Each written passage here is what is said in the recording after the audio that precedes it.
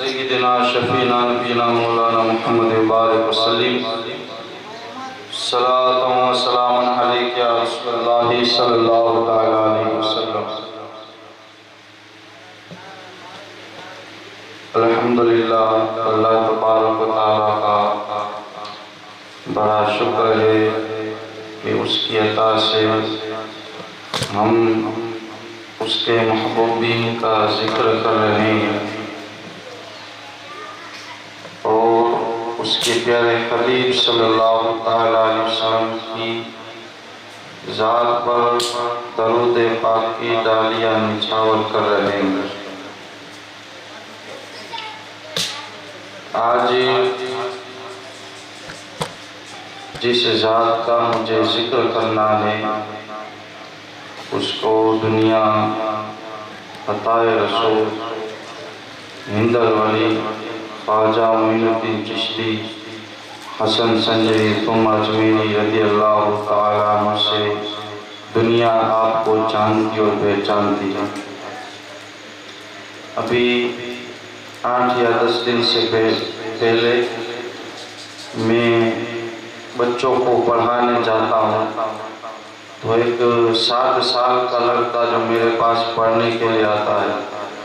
بچے کی عمر کتنی ہے؟ 7 سال ہے۔ 7 سال کا لڑکا پڑھنے کے لیے آتا ہے تو مجھ سے آ کر کہا کہ باپو 4 دِوس نہیں اچھا۔ میں نے اس سے پوچھا کہ 4 دِوس کو نہیں پورو کارن ہے کدا نہیں تھا، تو مجھے لگا کہ چونکہ اسکول کی چھٹیاں چل رہی ہے تو اس کو اپنے ماموں کے گھر جانا ہوگا یا پھر خالہ کے گھر پہ جانا ہوگا چھٹیاں منانے کے لیے۔ میں نے اس سے پوچھ لیا کہ بتاؤ 4 دن کیوں نہیں آؤ گے؟ تو اس لڑکے نے کہا کہ 4 دن اس لیے نہیں آؤں گا کہ مجھ کو اجمیر شریف جانا ہے، غریب نواز کی بارگاہ میں جانا ہے۔ اور جب 4 دن کے بعد وہ واپس پڑھنے کے لیے آیا تو اس کے والد ساتھ میں آئے ہوئے تھے،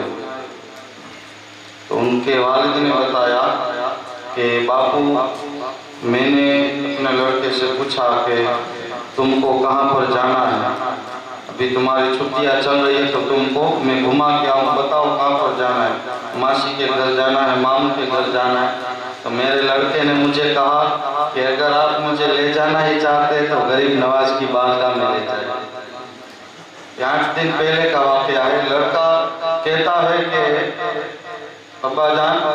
اگر آپ مجھے لے جانا چاہتے ہیں تو میں غریب نواز کی بارگاہ میں زیارت کرنا چاہتا ہوں، اجمیر شریف جانا چاہتا ہوں۔ تو اس نے بتایا، اس لڑکے کے والد نے کہا کہ باپو ابھی میری پوزیشن یہ ہے کہ ابھی کام دھندہ صحیح سے چل نہیں پا رہا ہے، مزدوری کرتا ہے، وہ شخص یارڈ میں مزدوری کرتا ہے۔ کہا کہ باپو ابھی پوزیشن یہ ہے کہ کام دھندہ جو ہے یہ صحیح طریقے سے چل نہیں پاتا ہے، مگر پھر بھی جب لڑکے نے کہا کہ اجمیر شریف جانا ہے تو پھر غریب نواز نے انتظام کر دیا اور ہم ٹرین میں خواجہ غریب نواز کی بارگاہ میں گئے اور وہاں پر حاضری دیکھ کر آج واپس آئے۔ تو الحمدللہ یہ اللہ تبارک و تعالیٰ کا احسان ہے کہ آج ہمارے 7 سال کے بچے جو ہے یہ بھی خواجہ غریب نواز سے محبت کرتے ہوئے نظر آتے ہیں۔ ان کے دلوں کے اندر بھی اللہ کے ولی کی محبتیں ہیں، اسی وجہ سے تو کہتے ہیں کہ جانا ہے تو غریب نواز کی بارگاہ میں جانا ہے۔ یہ محبتیں ہیں اور الحمدللہ یہ محبتیں ہمارے دلوں کے اندر اللہ سلامت رکھے اور ہماری نسلوں کے اندر یہ محبت رب تبارک و تعالیٰ ڈالتا رہے۔ اور روپاوٹی کے اندر مجھ کو آئے ہوئے 3 سال سے زائد کچھ عرصہ ہو گیا ہے، تو میں نے اتنے عرصے میں روپاوٹی کے اندر یہ ماحول دیکھا ہے کہ ہر مہینے کے اندر جب چھٹی شریف ہوتی ہے تو خواجہ غریب نواز کے دیوانے خواجہ غریب نواز کی بارگاہ میں خیرج کی نیاز پیش کرتے ہیں۔ ہر مہینے پورے گاؤں کو نیاز کھلائی جاتی ہے۔ یہ کرم ہے غریب نواز کا، یہ انہی بزرگان دین کا فیضان ہے، ورنہ ہمارے میں سے کہاں حیثیت ہے؟ ہمارے تو کوئی اوقات نہیں ہے، بس ان کی نظر کرم ہے اور وہی ہمیں سنبھالے ہوئے، وہی ہمارے لاج رکھے ہوئے ہیں۔ حضور غریب نواز رضی اللہ تعالیٰ عنہ کی تعلق سے آج کچھ باتیں سماعت کرنے کی کوشش کریں گے۔ حضور غریب نواز رضی اللہ تعالیٰ عنہ کا نام حسن ہے، آپ کا نام حسن ہے، اور آپ سنجر کی سرزمین پر پیدا ہوئے، آپ وہاں پر آپ کی ولادت ہوئی، اور اس دور کے اندر ماحول یہ تھا کہ ہر گھر کے اندر نمازی ہوا کرتے تھے، ہر گھر کے اندر چاہے مرد ہو، عورت ہو، بوڑھے ہو، بچے ہو، سارا کا سارا گھر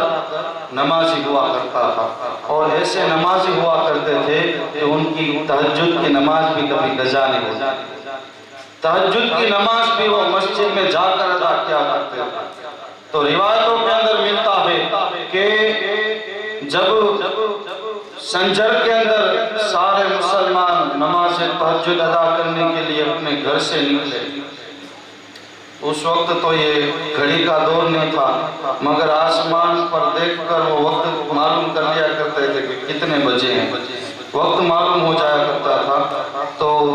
جب گھر سے باہر نکلے، سنجر کے سارا کا سارا علاقہ، سارے کے سارے لوگ کہ اب جا کر مسجد میں نماز تہجد ادا کرے، نماز تہجد پڑھنے کے لیے جب گھر سے نکلے تو کیا دیکھتے ہیں کہ سارا کا سارا آسمان جو ہے یہ روشن ہے اور سفیدی نظر آ رہی ہے، صبح صادق کا وقت ہو چکا ہے، فجر کا وقت ہو چکا ہے۔ جب انہوں نے یہ دیکھا کہ اب ہماری نماز تہجد قضا ہو چکی ہے، نماز تہجد کا وقت چلا گیا ہے، ایک لوگ ہوتا تو سوچتے کہ بھئی چلو یہ ایک آدمی ہے، دو آدمی ہے، مگر سارے کے سارے لوگ یہ منظر دیکھ کر حیران ہیں کہ آج آسمان جو ہے یہ چمک رہا ہے، آسمان جو ہے یہ روشن و منور ہے، صبح طلوع ہو چکی ہے، اور ہماری سب کی نماز تہجد آج چھوٹ گئی ہے، نماز تہجد قضا ہو چکی ہے۔ اسی فکر میں سارے کے سارے لوگ جب آپس میں باتیں کر رہے ہوتے ہیں، آپس میں گفتگو کر رہے ہوتے ہیں کہ اتنے میں حضور غریب نواز رضی اللہ تعالیٰ عنہ کے والد ماجد خواجہ غیاث الدین رحمت اللہ تعالیٰ علیہ وہاں پر پہنچتے ہیں، اور ان لوگوں سے پوچھتے ہیں کہ لوگوں آج تمہارے چہرے پر پریشانی کے آثار نظر آ رہے ہیں، تم فکر مند نظر آ رہے ہو، بتاؤ بات کیا ہے، وجہ کیا ہے پریشانی کی، کس وجہ سے پریشان ہو؟ تو آپ کو کہا کہ اے محترم، اے سید زادے، آپ دیکھ نہیں رہے ہیں کہ آج ہم سب کی نماز تہجد جو ہے یہ قضا ہو چکی ہے، نماز تہجد جو ہے چھوٹ گئی ہے، اور اجالا جو ہے چمک گیا ہے، اجالا نکل آیا ہے، ہم سب اسی وجہ سے پریشان ہیں، اسی وجہ سے فکر مند ہے۔ تو آپ نے کہا کہ پریشان نہ ہو، غمگین نہ ہو، تمہاری نماز چھوٹی نہیں۔ تو کہا کہ حضور یہ اجالا نظر آ رہا ہے، نماز فجر کا وقت ہو چکا ہے، تہجد کا وقت چلا گیا ہے۔ تہجد کا وقت نہیں چلا گیا، بلکہ بات یہ ہے کہ ابھی ابھی میرے گھر پہ بیٹے کی ولادت میرے گھر پہ بیٹے کی ولادت ہوئی ہے، اور اگر تم کو اس سے بھی زیادہ اجالا دیکھنا ہو تو چلو میرے گھر پہ، چلو میرے گھر پہ اجالا رمجم برس رہا ہے، اور چاروں طرف آسمان سے لے کر مکان کی چھت تک اجالا ہی اجالا نظر آ رہا ہے۔ جب سارے کے سارے لوگ مل کر آپ کے گھر پر جاتے ہیں تو کیا دیکھتے ہیں کہ آپ کا گھر جو ہے وہ نور کا گہوارہ بن چکا ہے، اور سارا کا سارا گھر روشن و منور نظر آ رہا ہے۔ جب آپ گھر کے اندر تشریف لے گئے اور اپنے بیٹے کو گود میں لیا تو کہا کہ اب اس کا نام کیا رکھا جائے؟ حضور غریب نواز رضی اللہ تعالی عنہ کی والدہ کا نام ام الورا ہے، اور آپ کو ماہ نور کے نام سے بھی پہچانا جاتا ہے۔ تو کہا کہ اب اس کا نام کیا رکھا جائے؟ میں بڑا فکر مند ہوں کہ کیا نام رکھا جائے۔ تو آپ کی زوجہ نے کہا، حضور غریب نواز رضی اللہ تعالی عنہ کی والدہ فرماتی ہے کہ جب یہ میرا بچہ میرے شکم میں تھا تو اس وقت مجھے خواب میں بزرگان دین آیا کرتے تھے، خواب میں مجھے بزرگوں کی زیارت ہوا کرتی تھی، اور وہ بزرگ خواب میں آ کر کہتے تھے کہ خاتون تمہارے شکم میں جو بچہ ہے وہ بڑا حسن ہے، وہ بچہ بڑا حسن ہے، دنیا میں آئے گا تو وہ حسن ہوگا، لہٰذا آپ کے والد والد فرماتے ہیں کہ ہم اپنے بچے کا نام جو ہے وہ حسن رکھتے ہیں۔ اللہ والے نے فرمایا ہے کہ یہ حسن ہے، لہٰذا ہم اپنے بیٹے کا نام حسن رکھتے ہیں، تو آپ کا نام حسن رکھا گیا اور آپ حسینی سید ہیں۔ آپ اپنے والد کی طرف سے حسینی سید ہے اور والدہ کی طرف سے آپ حسنی سید ہے۔ آپ دونوں طرف سے سید گھرانے میں شامل ہے، حسنی سید بھی ہے اور حسینی سید بھی ہے۔ یہ آپ کو اعزاز حاصل ہے۔ جب آپ کی عمر بڑھتی گئی تو آپ کی تعلیم آپ کے والد صاحب نے کی۔ آپ کے والد صاحب کے پاس آپ قرآن مقدس سیکھا کرتے تھے، قرآن مقدس پڑھا کرتے تھے اور اس قدر حسین انداز کے ساتھ آپ قرآن شریف پڑھتے تھے کہ دیکھنے والے بس حیران رہ جاتے تھے، اور جو سامنے سے گزر ہوتا تو وہ اپنے کام کو بھول جایا کرتا تھا اور آپ کے پاس بیٹھ کر قرآن کی تلاوت سنا کرتا تھا۔ آپ اتنے حسین انداز سے قرآن مقدس کی تلاوت فرمایا کرتے تھے کہ وقت گزرتا گیا اور آپ کی عمر جب 14 سال کی ہوئی تو آپ کے والد ماجد کا سایہ آپ کے سر سے اٹھ چکا۔ اب یاد رکھو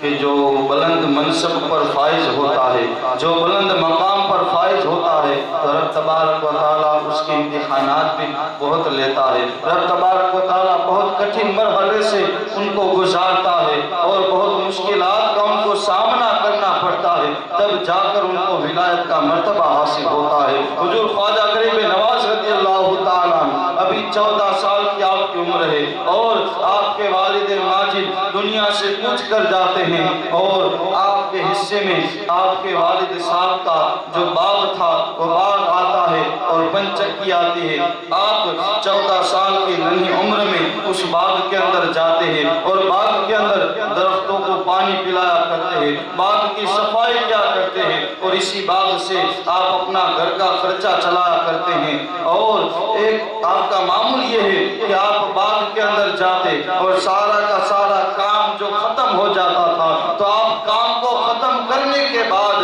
قرآن مقدس کی تلاوت کیا کرتے تھے، اور جیسے ہی آپ قرآن شریف پڑھنے لگتے تو جتنے بھی درخت کے اوپر چرند ہوتے وہ خاموش ہو جاتے اور خاموش ہو کر آپ کی تلاوت سننے لگتے۔ سارے کے سارے چرند و پرند آپ کی تلاوت کو بغور سماعت کرتے، اور ایک دن ہوا ایسا کہ آپ جب اپنے باغ میں گئے تو کیا دیکھتے ہیں کہ درختوں میں کسی نے پانی ڈال دیا ہے، باغ کی صفائی ہو چکی ہے۔ آپ حیران ہو جاتے ہیں اور قرآن مقدس کی تلاوت کرنا شروع کر دیتے ہیں۔ دوسرے دن آتے ہیں تو دوسرے دن بھی آپ یہی منظر دیکھتے ہیں کہ میرے باغ میں کسی نے آ کر درختوں کو پانی دے دیا ہے اور میرے باغ کے اندر کسی نے آ کر صفائی کر دی ہے، لہٰذا دوسرے دن بھی آپ یہی منظر دیکھتے ہیں۔ جب کئی دن گزرے تو آپ نے پکارنے والے کو پکارا اور کہا کہ کون ہے جو میرے باغ کے اندر آ کر پودوں کو پانی پلا دیا کرتا ہے اور باغ کی صاف صفائی کر دیا کرتا ہے؟ یہ کون نیک شخص ہے، یہ کون اچھا شخص ہے جو آ کر چپکے سے باغ کی صفائی کر دیا کرتا ہے؟ میں تم سے ملنا چاہتا ہوں، تم سے ملاقات کرنا چاہتا ہوں، تم سامنے کیوں نہیں آتے، میرے پاس کیوں نہیں آتے؟ اتنے میں 4 نورانی شکل والے شخص آپ کے پاس آتے ہیں۔ وہ 4 نورانی شکل والے آپ کے پاس آ کر عرض کرتے ہیں کہ حضور ہم جو ہیں وہ جنات ہیں، ہم جو ہے وہ جنات ہیں، اور آپ کے باغ کے اندر جو سارے کا سارا کام ہو جاتا ہے، جو درختوں کو پانی دیا جاتا ہے وہ ہم ہی کیا کرتے ہیں، جو صفائی ہو جاتی ہے باغ کے اندر وہ بھی ہم ہی کیا کرتے ہیں۔ کہا کہ تم کس وجہ سے کرتے ہو؟ کہا کہ ہم آپ کے باغ کی صفائی اس وجہ سے کرتے ہیں کہ آپ جب باغ میں آ کر قرآن مقدس پڑھا کرتے ہیں، قرآن شریف کی تلاوت کرتے ہیں، تو ہم آپ آ کر باغ کے اندر قرآن مقدس کی تلاوت سنا کرتے ہیں۔ قرآن شریف کو پڑھنا ہم نے آپ ہی سے سیکھا ہے، آپ ہی سے سن کر ہم نے قرآن شریف کو پڑھنا سیکھا ہے، لہٰذا اس وجہ سے آپ ہمارے استاد ہوئے، اور استاد آپ ہمارے استاد ہیں اور ہم آپ کے شاگرد ہیں، اور جو شاگرد ہوتا ہے وہ خادم ہوا کرتا ہے، لہٰذا ہم آپ کے غلام ہیں، ہم آپ کے خادم ہیں، اور ہم آ کر روزہ صفائی کر دیا کریں۔ غریب نواز کی وہ شان ہے کہ آپ کے باغ کے اندر جنات آ کر صاف صفائی کا کام کر دیا کرتے ہیں۔ یہ وہی غریب نواز ہے کہ ایک دفعہ باغ کے اندر رب تبارک و تعالیٰ کے ذکر میں قرآن شریف پڑھنے میں مشغول ہے، اتنے میں ایک اللہ کے ولی، ایک مجذوب ابراہیم قندوزی رحمت اللہ تعالیٰ علیہ باغ میں تشریف لاتے ہیں۔ باغ میں آپ کا آنا ہوتا ہے، آپ فرماتے ہیں بیٹے میں بھوکا ہوں، کھانا چاہتا ہوں، کھانا کھلاؤ۔ آپ نے ان کو عزت کے ساتھ ایک درخت کے سائے میں بٹھایا اور جو تازہ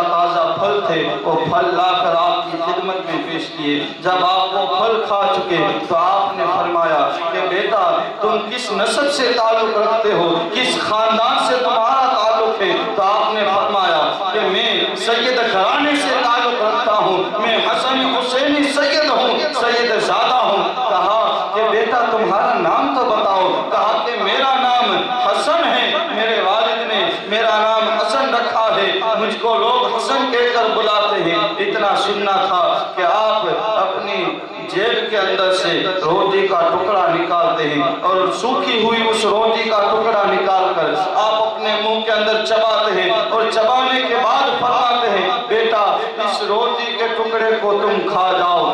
حضور غریب نواز رضی اللہ تعالیٰ عنہ اس لقمے کو بڑے ادب کے ساتھ اپنے ہاتھ میں لیتے ہیں اور جیسے ہی آپ اپنے منہ میں ڈالتے ہیں، جیسے اس کو کھاتے ہیں تو آپ کا دل جو ہے منور ہو جاتا ہے، آپ کا دل جو ہے روشن ہو جاتا ہے اور آپ کو بس یہی طلب ہے کہ اب کوئی مرشد کامل مل جائے جو مجھے رب تبارک و تعالیٰ تک پہنچا دے، کوئی اللہ والا مجھے مل جائے جو مجھ کو رب تبارک و تعالیٰ تک پہنچا دے۔ بس آپ اب پیر و مرشد کی تلاش میں باغ کو بیچ دیتے ہیں اور باغ کو بیچنے کے بعد جو رقم آپ کو ملتی ہے ساری کی ساری رقم آپ غریبوں میں تقسیم کر دیتے ہیں، مسکینوں کو دے دیتے ہیں اور آپ وہاں سے علم دین حاصل کرنے کے لیے پیر و مرشد کی تلاش میں نکل پڑتے ہیں۔ سفر کرتے کرتے آپ کئی اللہ والوں سے ملاقات کرتے ہیں، آپ جس بھی اللہ والے کی بارگاہ میں جاتے وہاں سے آپ کو جواب ملتا اے بیٹا حسن ہمارا حصہ تمہارے پاس نہیں ہے، کوئی اور ہے جو تمہارا انتظار کر رہا ہے، اور آگے بڑھو اور آگے سفر جاری رکھو۔ حضرت امام حسن رضی اللہ تعالیٰ عنہ سفر کرتے کرتے ایک مسجد میں پہنچتے ہیں، اس مسجد میں آپ جاتے ہیں تو خواجہ عثمان ہارونی رضی اللہ تعالیٰ عنہ آپ بیان فرما رہے ہیں۔ آپ جب وہاں پر جاتے ہیں تو آپ کو خواجہ عثمان ہارونی جب مسجد کے اندر آتا ہوا دیکھتے ہیں تو آپ کو کہتے ہیں اے بیٹا تمہارا حصہ ہمارے پاس ہے، ادھر چلے آؤ۔ جب آپ ان کے پاس جاتے ہیں تو فرد مسرت میں اپنے پیر کے پاؤں کو چوم لیتے ہیں، پیر کے پاؤں کو چوم لیتے ہیں اور کہتے حضور آپ مجھے اپنی غلامی میں قبول کر لیجئے۔ اور حضور غریب نواز رضی اللہ تعالیٰ عنہ حضرت خواجہ عثمان ہارونی سے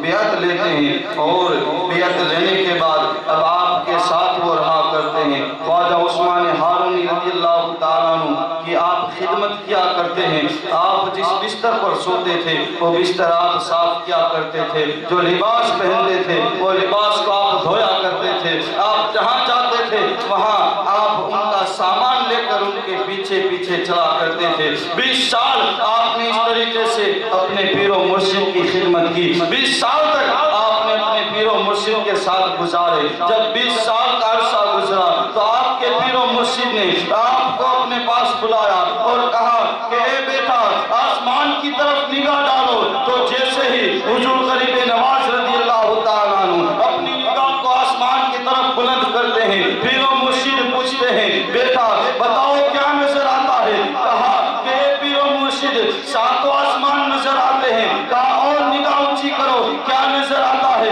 کہا عرش اعظم نظر آتا ہے۔ کہا اور اونچی نگاہ کرو کیا نظر آتا ہے؟ کہا کہ اب مجھے لوح و قلم نظر آ رہا ہے۔ پیر و مرشد نے کہا نگاہ کو زمین کی طرف جھکاؤ۔ جب نگاہ کو زمین کی طرف جھکایا پیر و مرشد نے کہا بیٹا بتاؤ کیا نظر آتا ہے؟ کہا ساتوں زمین نظر آ رہی ہے۔ بیٹا اب اور نگاہ کو جھکاؤ، جیسے اور نگاہ کو جھکانا تھا۔ کہا کیا نظر آتا ہے؟ کہا ساتوں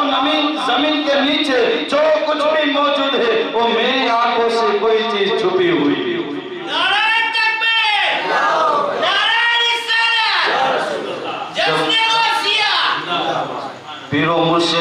اس بات کو سنا